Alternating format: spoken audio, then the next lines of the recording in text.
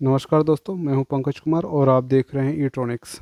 आज के इस वीडियो में हम वीएफडी का एक और सेक्शन कवर करेंगे और इस सेक्शन के लिए काफ़ी इंतज़ार था लोगों को, तो वो कवर करेंगे। ये फायरिंग सेक्शन कवर करेंगे, फायरिंग सेक्शन की ड्राइंग देंगे और फायरिंग सेक्शन का ये पार्ट 1 है। पार्ट 2 अभी टाइम लगेगा आने में, क्योंकि इस समय मुझे टाइम नहीं मिल पा रहा है वीडियोस बनाने के लिए। एक तो ऑफिस वर्क का लोड ज़्यादा है, फील्ड में जाना पड़ रहा है ज़्यादा इस समय। और जब मैं फील्ड से फ्री होऊंगा और एक इम्पोर्टेंट है इवेंट है, तो वो इवेंट ख़त्म करने के बाद फिर मैं अपना रेगुलर बेस पे आऊँगा। अभी ये वीडियो आज का रहेगा फायरिंग सेक्शन के ऊपर, ठीक है। तो जो लोग नए हैं उनको मैं बता दूं कि मैं वीएफडी को चिप लेवल कवर करने की कोशिश करता हूं विथ ड्राइंग। हवाई कुछ भी नहीं, ड्राइंग से मैं चीज़ों को बताता हूं कि कौन कहाँ चीज़ें लगती हैं और कैसे काम करती हैं। तो अगर आप नए हैं चैनल में तो विजिट कीजिए हमारा playlist VFD chip level repairing, और वीडियोस को आप देखिए। मैंने कई वीडियो दे चुका हूँ, करीब 25 वीडियो होंगे। और 25 वीडियो में आप इतना तो कर सकते हो कि 40 to 50% रिपेयर कर लोगे आप। अगर इन सारी वीडियो को आप देख लोगे तो कोई भी वीएफडी को 40 to 50% रिपेयर कर सकते हो। इतना कंटेंट मैंने दे दिया है। अगर आपको बिलीव नहीं है तो आप जाएं, चैनल चेकआउट कीजिए, वीएफडी चिप लेवल रिपेयरिंग की प्लेलिस्ट देखिए। ओके, तो एक बार मैं यहाँ पे थोड़ा सा दिखा देता हूँ कि मैंने क्या वीडियोस दिए हैं आपको। मैं भी चाहूँगा थोड़ा सा ये फायरिंग सेक्शन मैं पहले भी दे चुका हूँ। ये जो फायरिंग सेक्शन दिया हूँ और जो आज का फायरिंग सेक्शन है वो भी लगभग सेम है, कोई उसमें ख़ास चेंज नहीं, ठीक है। तो कहने का मतलब कि सभी का फायरिंग सेक्शन लगभग एक जैसा होता है। एसएमपीएस का मैंने एक पूरा कवर किया है कि वीएफडी के अंदर कैसा एसएमपीएस होता है, कौन सी आईसी लगती हैं ज़्यादातर, और क्या क्या इशू होते हैं, कैसे ठीक करना होता है, ये मैंने कोशिश की है बताने की। और एसएमपीएस में कई वीडियो मैंने दिए हैं। एसएमपीएस के सर्किट्स भी हैं आपके सामने।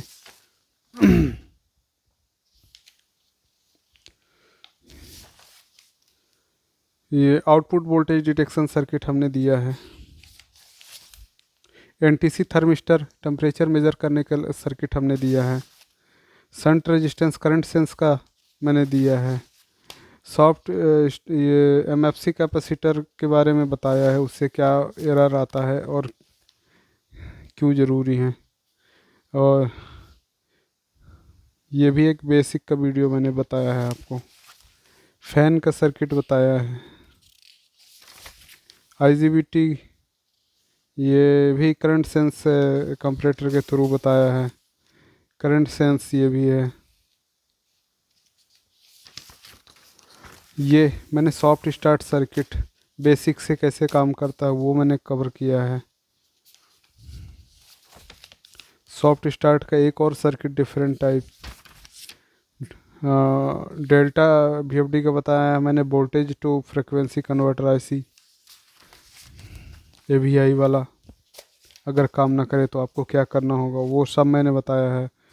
अगर इनपुट आपके ना काम करें, जो डिजिटल इनपुट होते हैं वो काम ना करें तो आपको कैसे क्या करना है, कैसे काम करता है, ये सारा कुछ मैंने कवर करने की कोशिश की है। ये भी एक सॉफ्ट स्टार्ट है। ये भी एक सॉफ्ट स्टार्ट है बेसिक सा। ये फ़ैन का सर्किट। तो मैंने बहुत सारे सर्किट्स आपको दिए हैं। आप चैनल की प्लेलिस्ट चेक करें, आपको वीडियोस मिलेंगे और उन वीडियोस से आपको बहुत हेल्प होगी, मैं ऐसी उम्मीद करता हूँ। अगर फिर भी आप लोग को लगता है कि हमने कहीं बताने में कोई गलती की है, कोई चूक की है, तो आप मुझे करेक्ट करें, ठीक है। और चैनल सब्सक्राइब करें आप लोग जो नए हैं, जिन्होंने अभी तक नहीं किया है। साथ ही जो लोग रेगुलर बेसिस पे व्यू करते हैं, देखते हैं चैनल, तो उनसे रिक्वेस्ट है, प्लीज़ चैनल को आप कमेंट कर देते हैं, फिर लाइक करना भूल जाते हैं, लाइक करते हैं तो कमेंट करना भूल जाते हैं, और शेयर नहीं करता है कोई भी, तो प्लीज़ कर दिया करिए, उसमें पैसे नहीं लगते हैं। तो फायरिंग सेक्शन का ये आईसी है, इसे आधा ही पार्ट मैंने कवर किया है, इनपुट का नहीं किया है, जो आउटपुट है उसको किया है। तो ये आईसी क्यों लगाई जाती है, मान लीजिए इसका नंबर है AT350, TLP 250 भी हो सकती है, AT350 हो सकती है। अगर डबल चैनल हुई तो AT35J हो सकती है, ठीक है। तो डिफरेंट नंबर हो सकते हैं, सबका काम एक जैसा है। जब इलेक्ट्रॉनिक्स इतना एक्सपेंड नहीं था, इतना एक्सपेंड नहीं था, इतना ज़्यादा यूज़ नहीं थे, कंपोनेंट कम बने हुए थे, लोगों को जानकारी कम थी, तब उस टाइम पे क्या करते थे, क्या करते थे कि एक ट्रांसफार्मर लगाते थे, एक ट्रांसफार्मर लगाते थे जिसे हम कहते थे पल्स ट्रांसफार्मर।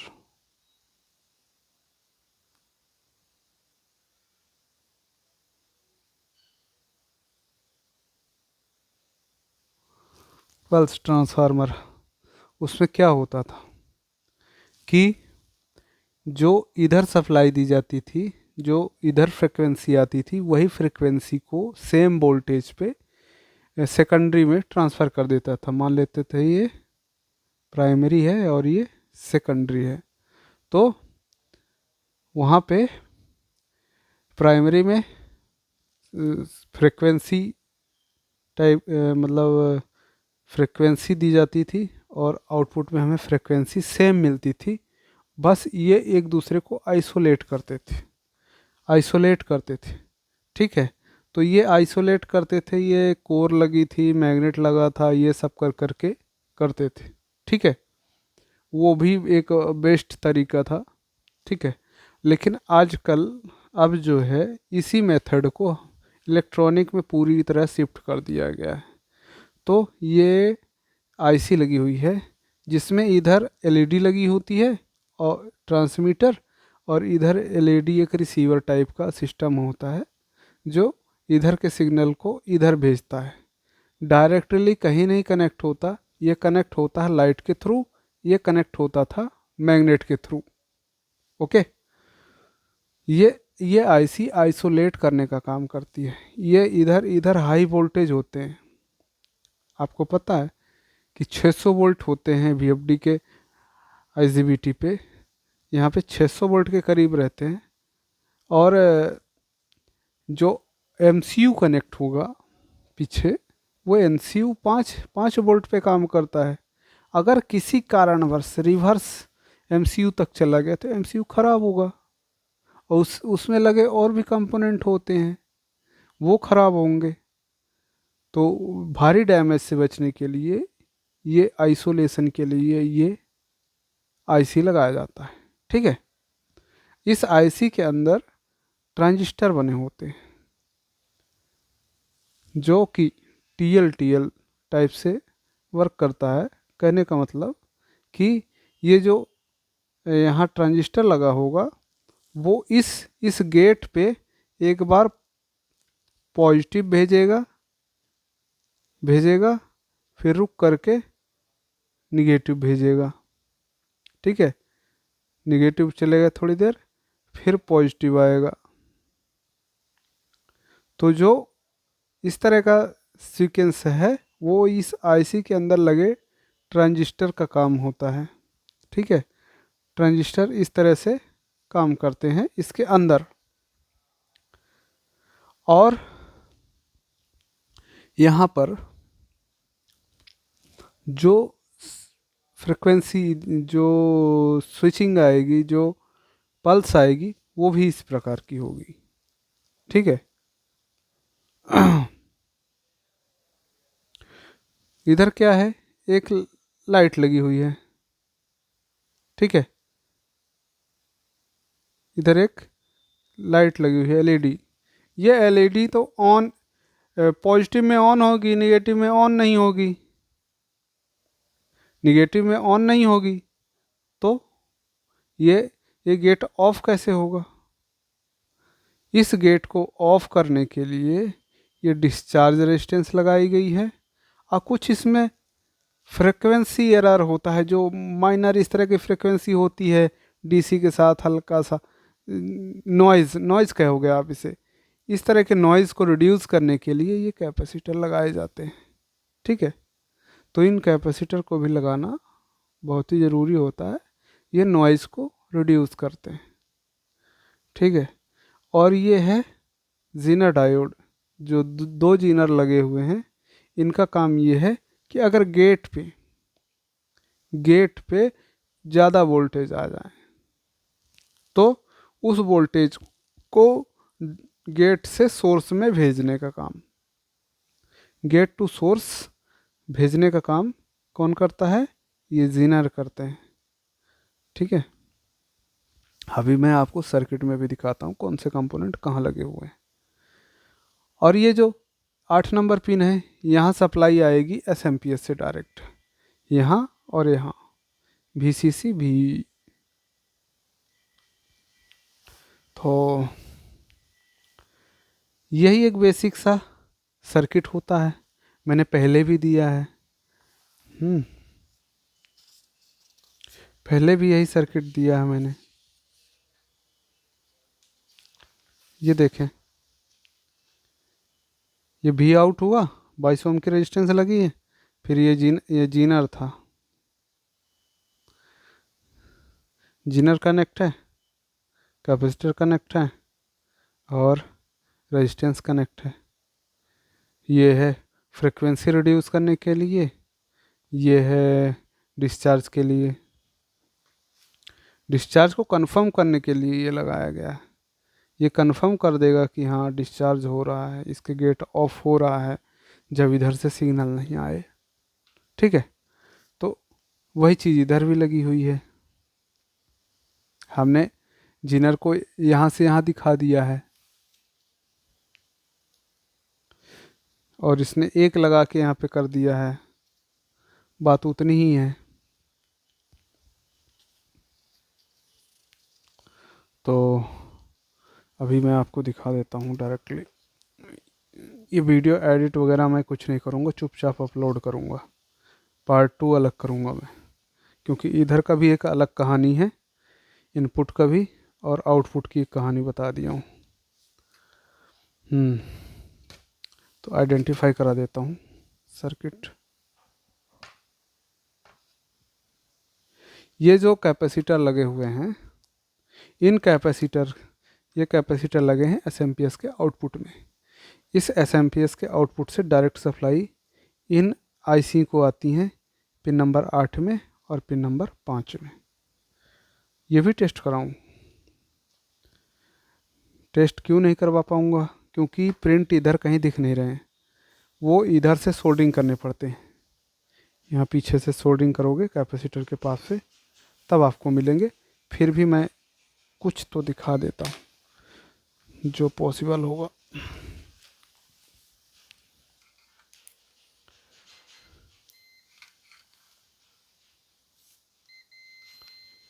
ये पॉजिटिव आ रहा है इधर, ठीक है। कहाँ से आ रहा है?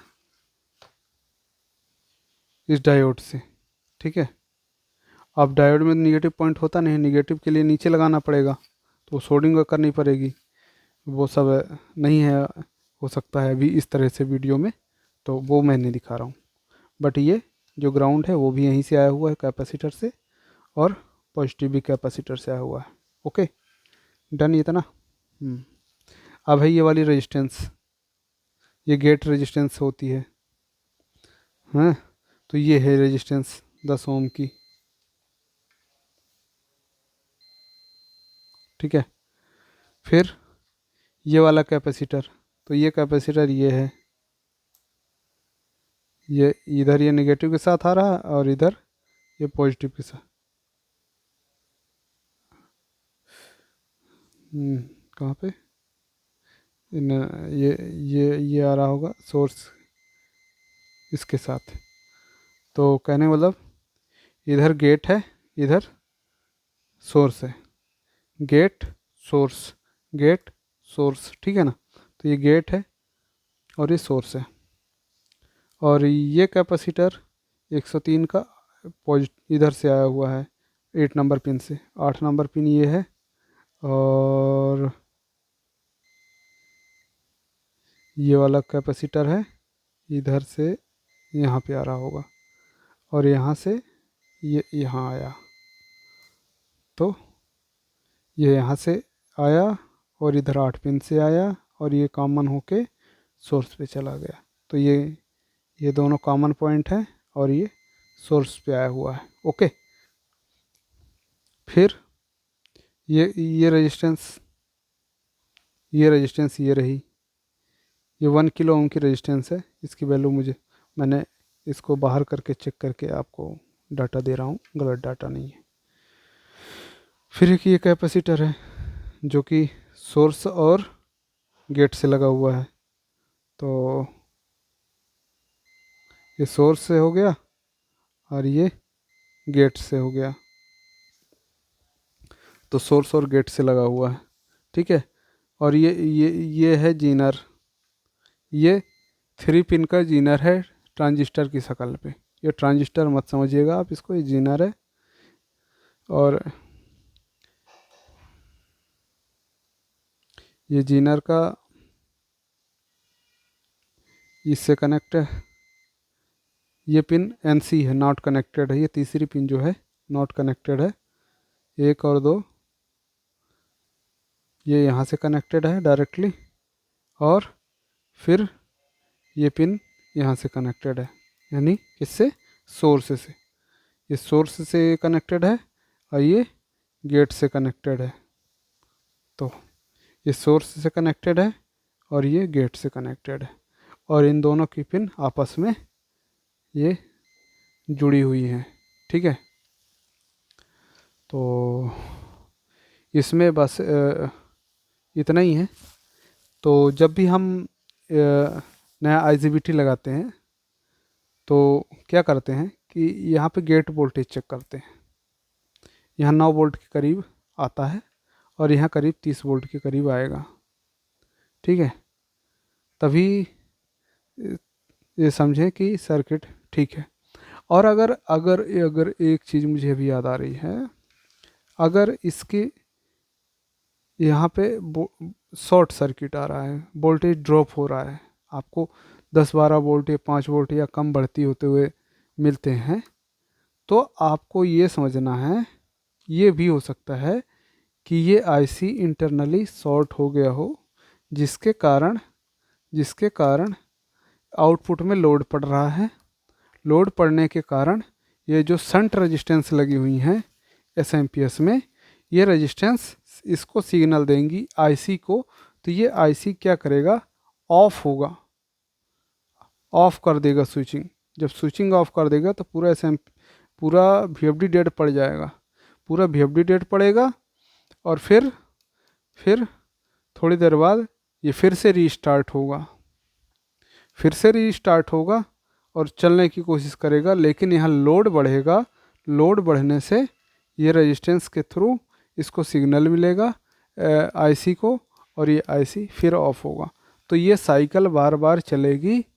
और अगर ऑपरेटर कंटिन्यू ऑन रखता है मशीन को, और ये बार बार ऑन ऑफ हो रही है, तो थोड़ी देर बाद ये IC चली जाएगी, या ये IC फट के बूम कर जाएगी, या कैपेसिटर फट के बूम कर जाएगा, या कुछ और भी कंपोनेंट जा सकता है, ठीक है। तो आपको यहाँ सभी सभी के 5 नंबर और 8 नंबर पिन में ज़रूर चेक करना है कि वोल्टेज प्रॉपर आ रहे हैं या नहीं आ रहे हैं। ठीक है, अगर 2-4 वोल्ट ज़्यादा ड्रॉप हो रहे हैं तो भी आपको चेक करना ही करना है, सबको हटा हटा के रिमूव करके चेक करना है, ऐसे नहीं, रिमूव करके चेक करना है। और जिसको रिमूव करने से वोल्टेज सुधर जाए वहीं आप समझ लेना कि फॉल्ट है, उस आईसी को चुपचाप हटाओ और दूसरी लगाओ। ठीक है, मैं तो ऐसा ही करता हूँ।